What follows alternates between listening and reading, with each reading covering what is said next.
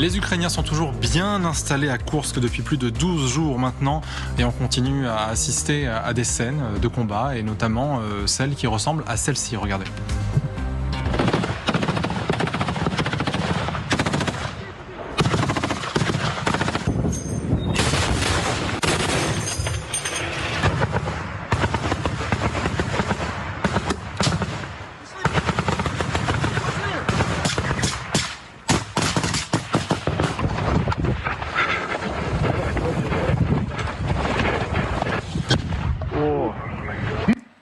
Bonjour Xavier Titelman. Bonjour. Vous êtes ancien aviateur militaire spécialiste aéronautique à Aerocosmos et vous revenez justement d'Ukraine. Donc tout cela va bien sûr nous aider à décortiquer tout ce qui se passe actuellement en Russie.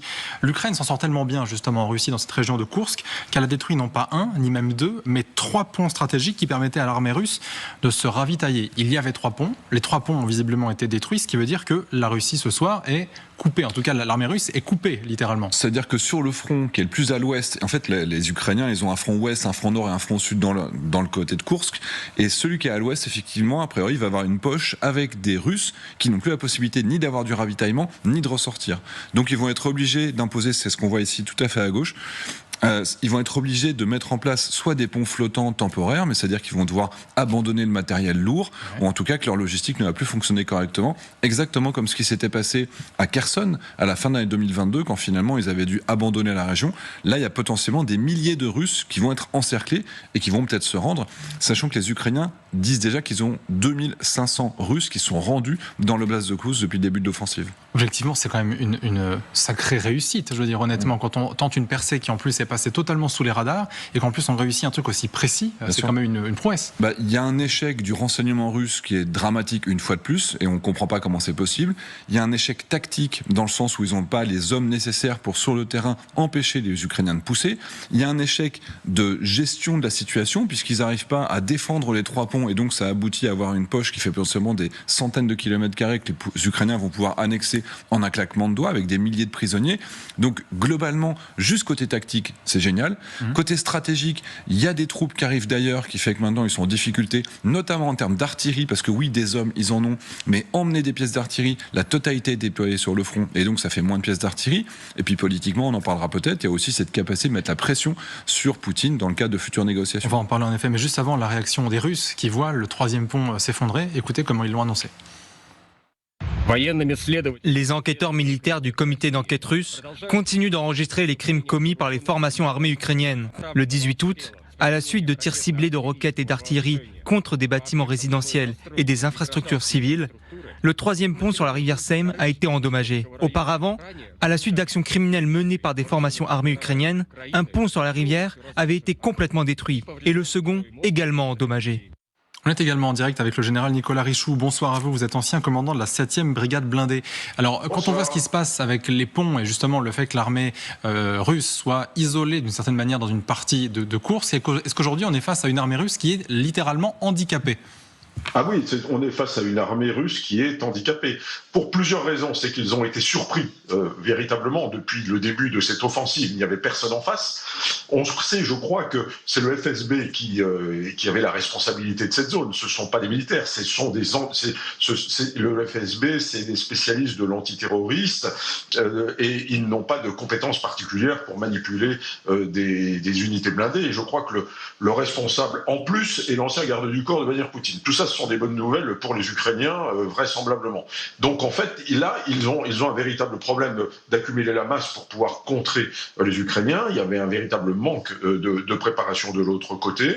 Et donc, les unités sont encore en nombre insuffisant pour pouvoir stopper cette offensive et en difficulté, puisque dorénavant, il y a 3 ponts, il y en a au moins 2 qui ont été détruits et le 3e endommagé.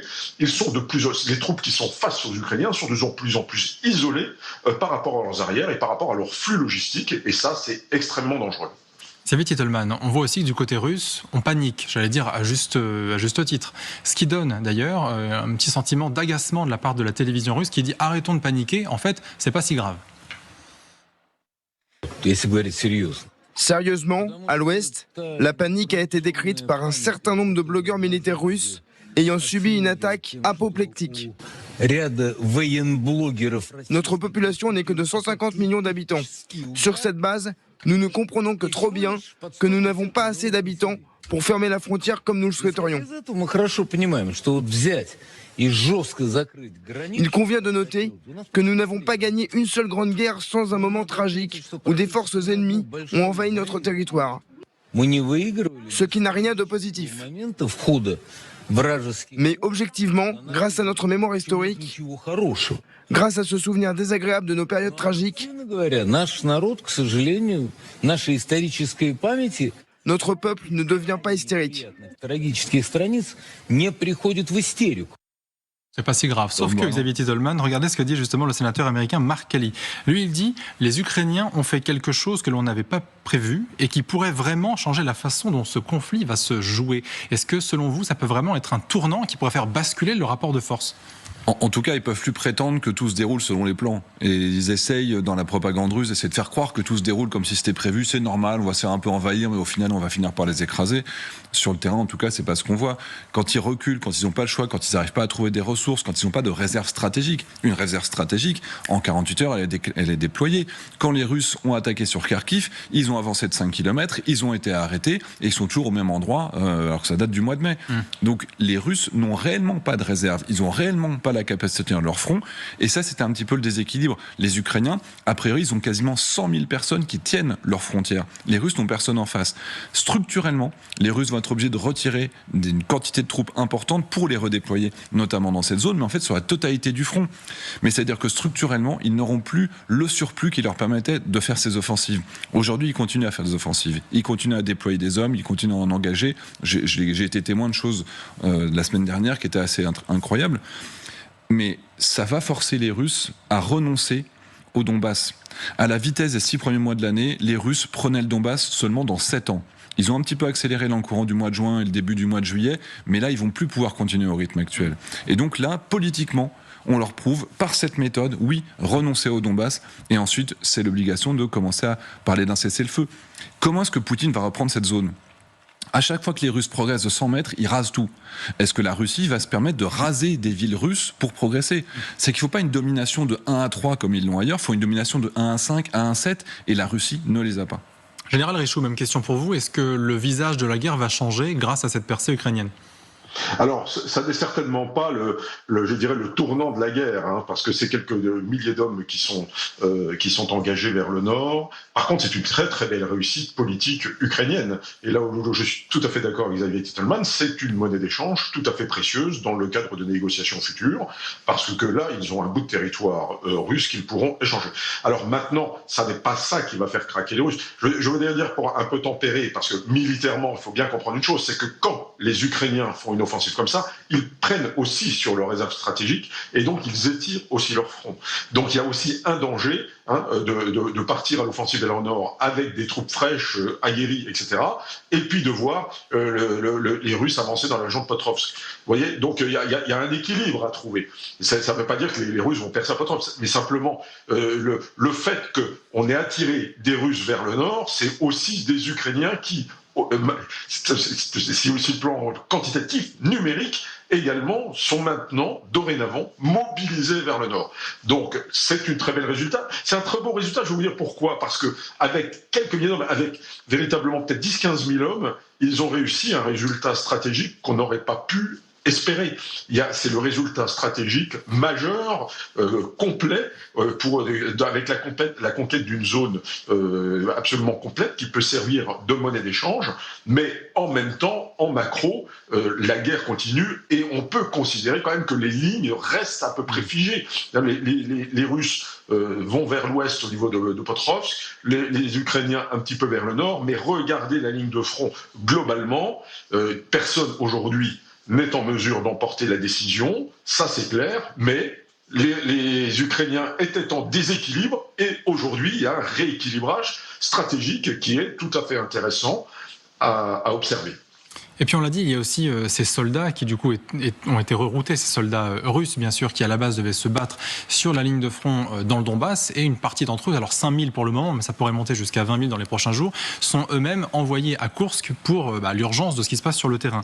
Alors on pourrait se dire à ce moment-là, la stratégie ukrainienne fonctionne, puisqu'en effet on essaye d'alléger du côté russe les forces qu'on met sur place.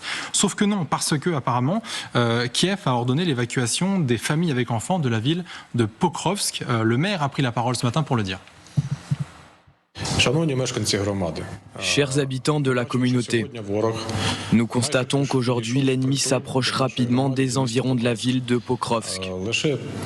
Ils sont à un peu plus de 10 km de la périphérie de la ville. S'il vous plaît, ne tardez pas. Partez dès que vous le pouvez, préparez vos affaires. La situation ne fait qu'empirer et elle ne s'améliorera pas. Les autorités et les infrastructures essentielles restent en place. J'insiste pour que vous partiez dès que vous le pouvez, à faire vos bagages et à évacuer.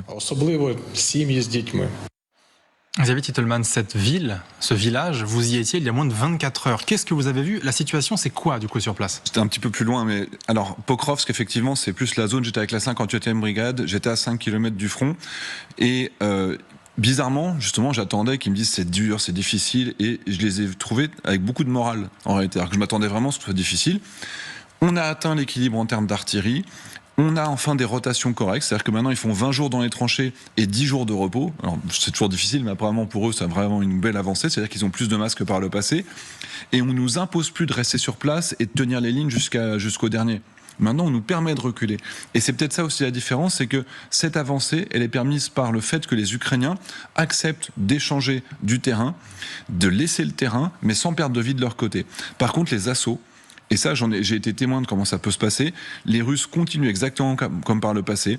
Ils arrivent avec 3 véhicules, ils balancent une 50aine de pauvres types qui savent vraiment, ça se donne l'impression qu'ils savent pas où est-ce qu'ils sont.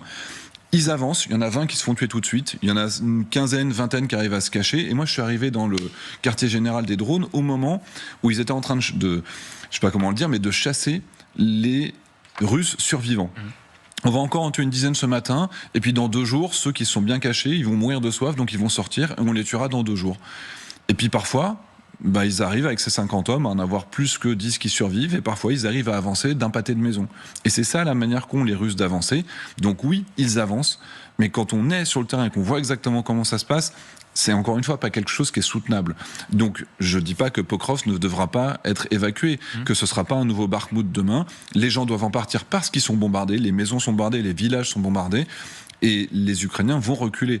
Mais quand il y aura cette monnaie d'échange entre des villes intactes que les Ukrainiens ont pu prendre en Russie face à des tas de ruines côté russe, très clairement, il y aura forcément des échanges de territoires qui seront très favorables aux Ukrainiens. Et les pertes qu'ils ont aujourd'hui les Russes pour ces territoires finalement détruits, ils vont devoir les rendre derrière d'une manière ou d'une autre. Alors j'insiste un peu parce que ce qu'on nous dit aussi, c'est qu'on veut commencer à évacuer, mais on se donne 2 semaines pour le faire. Donc on ne sait pas s'il y a urgence ou pas urgence. Qu'est-ce que vous en dites? Est-ce que, en effet, les Ukrainiens tiennent suffisamment bien pour assurer une position tenable? Non, il s'effondre absolument pas, la ligne est tenue. La ligne, oui, les Russes se permettent d'avancer un petit peu, les Russes continuent à bombarder, ils recommencent à bombarder les civils. C'est pour sauver les civils, mais c'est aussi pour se préparer à éviter un nouveau Bakhmout ou un nouveau Mariupol. C'est pour sauver la population dans laquelle ils n'avaient pas imposé aux gens de s'en aller. Et finalement, c'est vraiment au profit des civils, et c'est pour préparer ce retrait. Quand les Ukrainiens se battent, ils se battent évidemment dans les villes, dans les tranchées, dans les lisières d'arbres. Et s'ils doivent reculer d'une maison et qu'il y a encore des populations civiles à ce moment-là, c'est pas le moment de commencer une évacuation. Faut la faire maintenant, faut les héberger plus loin.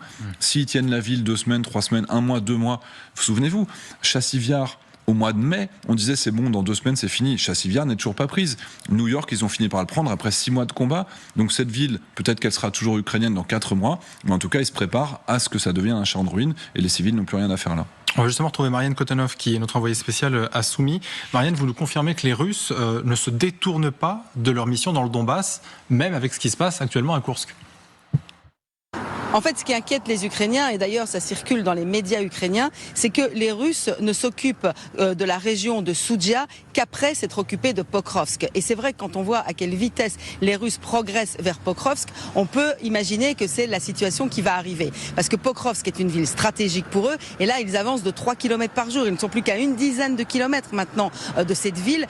Et en plus de ça, il y a encore eu un ordre d'évacuation aujourd'hui où vraiment le chef de l'administration militaire de Pokrovsk dit aux habitants qu'ils ont 1 semaine, 2 semaines maximum pour évacuer la ville. Et qu'une fois que les Russes seraient arrivés à Pokrovsk, eh bien là, ils s'occuperont de dégager toute la région entre Soudzha et la frontière ukrainienne. Et il y a même une date qui circule, ce serait au mois d'octobre et peut-être même avant, quand on voit comment la situation évolue ici. Merci beaucoup Marianne Kotenov. Alors Général Richoux, la priorité pour les Russes est donc donnée au Donbass et pas à Koursk. Ça peut sembler étonnant quand même. Eh bien, c'est-à-dire qu'en fait, comme à Koursk, de toute manière, ils savent que, vraisemblablement, les Ukrainiens ont des forces limitées qui ne peuvent pas envahir la moitié de la Russie avec les forces qu'ils ont engagées. Ils acceptent actuellement qu'une partie de leur territoire soit occupée, et puis ils essayent de continuer à pousser au niveau de Pokrovsk. Alors là où je suis d'accord avec Xavier, c'est que, vous savez, quand on regarde la guerre, on dit ils avancent, ils gagnent, ils reculent, ils perdent. Et alors, quand on est militaire, on sait qu'on manœuvre. Et la manœuvre, le combat retardateur, le freinage, c'est ce qu'on appelle le terme militaire, c'est échanger effectivement du terrain contre du temps, ou bien du terrain contre des hommes, c'est-à-dire tuer, vous voyez, provoquer de l'attrition en face, etc. Donc, mais généralement, on échange du terrain contre du temps pour pouvoir se replier sur des lignes plus favorables et puis sauver son corps de bataille quelquefois. Voilà. Alors, et de la même manière, moi je pense que Pokrovsk c'est quand même un élément de fragilité là, donc il faut quand même qu'ils regardent ça parce que là actuellement ils sont engagés sur 2 fronts majeurs, ils ont engagé aussi une partie de leur réserve vers le nord. Tout ça, ça n'est pas, ça a des conséquences si vous voulez. Maintenant, il faut là où je suis d'accord avec Xavier, c'est que tant qu'une ville n'est pas tombée, on peut pas dire qu'elle va tomber. Voilà, Tchassivyar, on annonçait effectivement il y a 3-4 mois qu'elle était sur le point de tomber, Tchassivyar tient toujours, et ça, on n'en sait rien. Ça n'est pas une équation mathématique, il y a des... Vous savez, on se rappelle toujours de Stalingrad, ils sont arrivés à 100 mètres de la Volga en novembre, Hitler fait frapper des médailles pour la prise de l'usine de tracteurs, et ils n'ont jamais pris la ville. Donc en fait, une ville n'est tombée quand elle est tombée. Vous savez, il y a des surprises stratégiques très importantes au combat, et il est très difficile de savoir d'abord ce qui va se passer, et puis d'être dans la tête de Syrski. Lui, s'il ne s'énerve pas au niveau de Pokrovsk, peut-être a-t-il les réserves nécessaires pour faire face à cette situation, raison pour laquelle ça ne l'inquiéterait pas trop. Mais c'est vrai que quand on est militaire, 2 fronts à la fois, c'est compliqué, surtout quand on arrive d'une situation où on était en position quand même d'infériorité, où les Ukrainiens subissaient depuis quelques mois, ils ont repris l'initiative, mais c'est quand même un élément de fragilité qu'il faut surveiller de près. Général Richoux, puisque je vous ai sous le coude et que vous parliez de calcul mathématique, on a appris par The Economist que Kiev avait d'autres options à l'étude, en tout cas, pour réaliser une attaque d'envergure. On nous parle, par exemple, de l'oblast de Bryansk, qui avait été étudié à un moment pour réaliser une incursion. Alors, pourquoi cet oblast, selon vous? Est-ce qu'il est plus fragile? Et surtout, pourquoi est-ce qu'on lui a préféré Koursk, au final? Alors, je crois que moi, je pense que... Alors, pourquoi l'oblast de Bryansk? Honnêtement, je ne sais pas, je n'ai pas réfléchi à cette affaire-là, je ne vais pas vous raconter ou vous vendre des choses. Ce qui est sûr, c'est que du côté de Koursk-Belgorod, il y avait des flux logistiques. Belgorod, c'est un hub logistique. Cette région, c'était une région très très importante sur le plan des flux logistiques de l'armée de l'armée russe vers le sud. Et ça, dès le début de la guerre. Belgorod, par exemple, a été bombardé dès le départ, et ça approvisionnait la ligne de front dans l'oblast de Louhansk.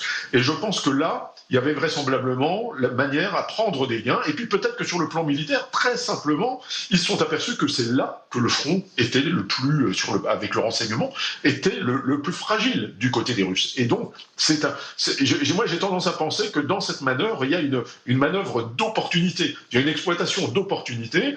Ils ont mené une opération limitée, sont aperçus qu'il n'y avait personne en face, et ont exploité leurs gains au maximum. Et jusqu'à présent, c'est assez bien joué à partir du moment où, bien sûr, où le Front central continue, lui, à tenir comme il tenait avant. Xavier Tiettelmann, on nous dit aussi que ce qui était à l'étude, c'était une frappe combinée, c'est-à-dire à la fois sur l'oblast de Koursk et à la fois sur Bryansk. Ça n'a pas été retenu évidemment, parce qu'en fait, là aussi, c'est trop compliqué de gérer 2 fronts en même temps. Enfin, on dit 2 fronts, mais en fait, il y a toujours celui qui est en Ukraine, en effet. 2 attaques, c'était trop compliqué. Certainement, il faut quand même une masse de manœuvre encore supérieure. C'est bien de garder de la réserve et c'est bien de laisser craindre aux Russes que ça puisse arriver.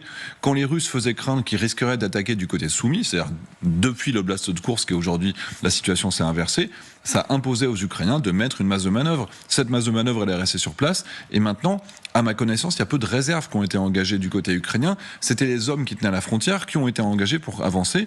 Et finalement, il n'y a pas eu beaucoup de déploiements. Les Ukrainiens, aujourd'hui, la quasi-totalité des membres de la Légion que je connais, que je côtoie, qui sont engagés d'habitude, sont quasiment tous à l'entraînement aujourd'hui. Et ils préparent effectivement d'autres choses.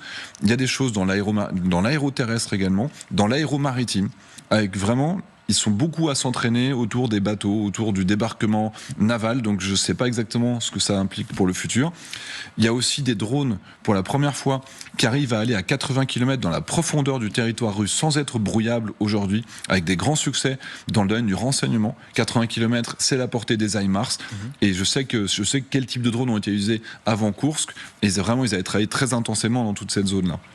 Donc globalement, je les vois motivés et en confiance pour être capable de faire d'autres surprises prochainement. Je ne sais pas si ça va être des succès aussi flamboyants que ce qu'on peut voir sur Koursk, je ne sais pas quel sera l'effet stratégique, mais en tout cas pour eux, ce qu'on voit là n'est qu'un début des surprises qu'ils nous préparent. Et justement, les autres surprises, est-ce qu'elles se feront uniquement avec les Ukrainiens ou avec l'appui des Américains? C'est l'éternelle question, puisque on nous dit également dans cet article de The Economist que les Occidentaux, je cite, n'auraient pas été informés des plans pour éviter qu'ils ne soient divulgués ou bien qu'on tente de les en dissuader. Ça veut dire, on est en train de dire du côté ukrainien, en fait, non, on vous assure, on a fait ça tout seul. C'est une manière de blanchir un petit peu les Occidentaux, ou est-ce que c'est possible, selon vous, qu'ils aient fait ça uniquement avec leur propre réflexion? J'y crois profondément, notamment parce qu'on a des précédents dans lesquels, officiellement, les États-Unis s'étaient plaints de leur... Je donne un exemple. Quand pour la première fois, les Ukrainiens avaient utilisé les systèmes de défense aérien Patriot pour abattre des avions de chasse et des hélicoptères russes au-dessus du territoire russe, les Américains ont râlé, ont dit attention, si vous ne nous prévenez pas la prochaine fois, on va arrêter de vous fournir des munitions. Donc ils peuvent se permettre de mettre en œuvre des choses stratégiques et de nous mettre devant le fait accompli et d'avancer. Ils respectent quand on leur dit de ne pas tirer sur le sol, ils ne le font pas. Ils se sont engagés dans cette zone. Ils ont eu l'autorisation de tirer, par exemple, dans la profondeur de Kharkiv. Ils ne l'avaient pas fait par le passé et ça a changé l'offensive russe sur Kharkiv. Là, à mon avis, ils sont capables de le faire sans aucune aide. Ça veut dire aussi sans notre renseignement. Et ça, c'est aussi important. C'est que les drones, notamment ceux que j'ai vus, ont cette capacité de leur fournir un renseignement. Ils n'ont plus besoin de nous. Ils ne reposent plus sur nous. Ils reposent sur nous, sur le matériel. Ils ont le courage, ils ont la volonté. Il leur manque notre matériel. Et le seul pays qui peut vraiment faire la différence, encore une fois, c'est les États-Unis. Il faut qu'on soit là, il faut qu'on soit présent, il faut qu'on continue. Mais le pays qui permettrait réellement de renverser la balance, pas que sur l'oblast de Koursk, mais sur la totalité du front, ce serait les États-Unis. Et malheureusement, je pense que jusqu'à l'élection, on ne peut pas espérer une amélioration du soutien américain. Juste à côté de vous, il y a le général Richoux ici sur grand écran que j'ai vu acquiescer. Général, vous êtes d'accord? Il y a en fait forcément une neutralité américaine dans ce dossier, sinon ça aurait été suspect ou surtout extrêmement dommageable pour la Russie. Oui, alors officiellement, vraisemblablement. Mais là, je serais quand même moins affirmatif que Xavier sur ce sujet, parce que il n'y a pas que les drones qui vont aller à quelques dizaines de kilomètres pour voir ce qui se passe. Lorsque on observe, on a besoin de savoir dans la profondeur quels sont le dispositif ennemi, c'est-à-dire sur des centaines de kilomètres. Et qui a le renseignement sont quand même les Américains. Il y a le renseignement satellitaire, etc. Le renseignement électromagnétique.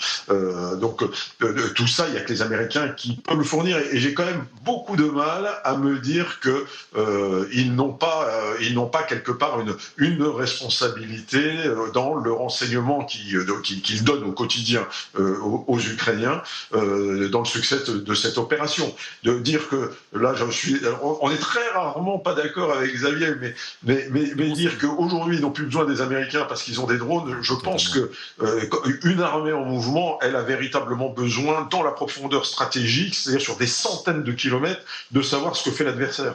Et ça, le vrai renseignement satellitaire, etc., il y a que les Américains qui peuvent le donner. Donc moi, j'ai tendance à dire qu'ils n'iront toujours, mais il y a vraisemblablement une partie de renseignement américain. Aussi, peut-être n'ont-ils pas acquiescé, ça c'est très possible, mais en tous les cas, je pense qu'il y a quand même une partie de renseignement américain qui a permis le succès de cette opération, avec l'assurance qu'ils allaient rentrer dans le mou, en fait, qu'il n'y avait personne en face d'eux et qu'ils allaient pouvoir exploiter avec la manière remarquable qu'on a vue les conditions tactiques qu'on a observées ces jours derniers. Merci Général, et merci également à vous, Xavier Titelman, d'avoir été tous les deux nos invités sur LCI ce soir.